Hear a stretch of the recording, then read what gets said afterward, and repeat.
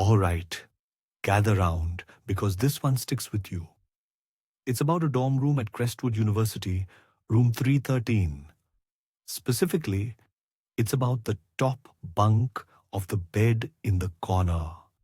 They say no one lasts more than a week sleeping up there. This is why. Crestwood is a beautiful campus, right? Ivy-covered walls, old brick buildings, the kind of place that whispers of tradition.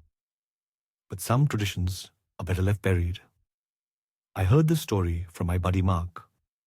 He swore every word was true, and Mark wasn't one for spinning yarns. It started like any other semester. Fresh-faced kids, nervous parents, the whole 9 yards. Room 313 was assigned to two freshmen, Mark and Kevin. Kevin, a tall, lanky kid with a mop of brown hair, immediately called dibs on the bottom bunk. Mark, easygoing as always, shrugged and tossed his stuff onto the top. The first night was uneventful. Mark remembers drifting off to sleep, the low hum of the dorm, a comforting white noise. But on the second night, things started getting weird. Mark woke up around 3 a.m. Not to a noise, not to a dream, but to a feeling of being watched, an intense, prickling sensation that crawled across his skin. He opened his eyes, the room bathed in the pale glow of the moon. Nothing. Just Kevin snoring softly in the bunk below. He told himself it was nerves, the unfamiliar surroundings, and forced himself back to sleep. But it happened again, the next night, and the night after that.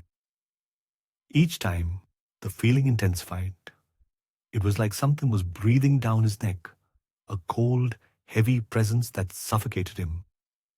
He started seeing things too, shadows flickering in the periphery, a glimpse of movement in the corner of his eye when there was nothing there. I felt like I was going crazy, he told me. Then came the whispers. Faint at first, like the rustling of leaves, but they grew louder, more insistent, slithering into his mind as he lay in the darkness.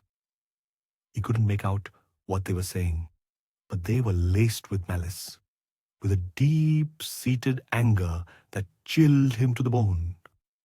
Kevin, oblivious to what Mark was going through, just thought he was being a typical stressed-out freshman. "You need to chill, man," he'd say. "It's just college." One night, Mark woke up gasping for air. He felt like he was being crushed, an immense weight pressing down on his chest. He thrashed, trying to scream, but no sound came out. He clawed at his throat, desperate for a breath, his vision blurring. Just as he thought he was about to black out, the pressure vanished. He lay there, soaked in sweat, his heart pounding like a drum. That was it. He couldn't take it anymore. The next morning, he went to the resident advisor, a frazzled upperclassman named Sarah. He told her everything. The feeling of being watched, the whispers, the crushing weight.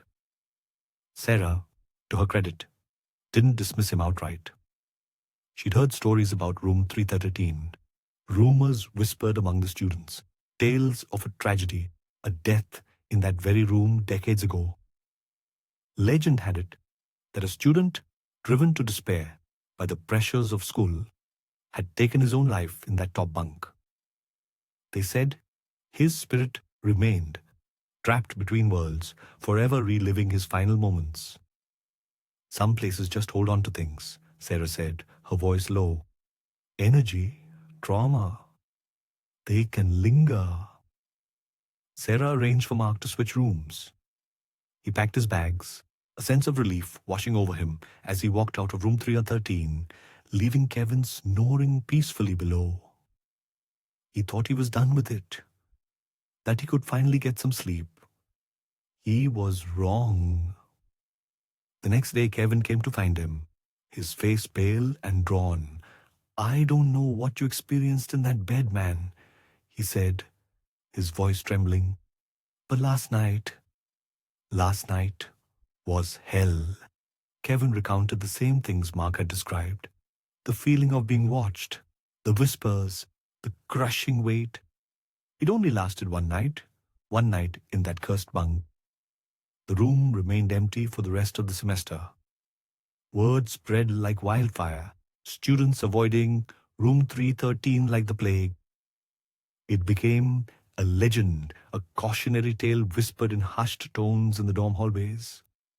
So, what happened to room 313? Crestwood University, in its infant wisdom, decided to renovate it over the summer. New paint, new furniture, a fresh start.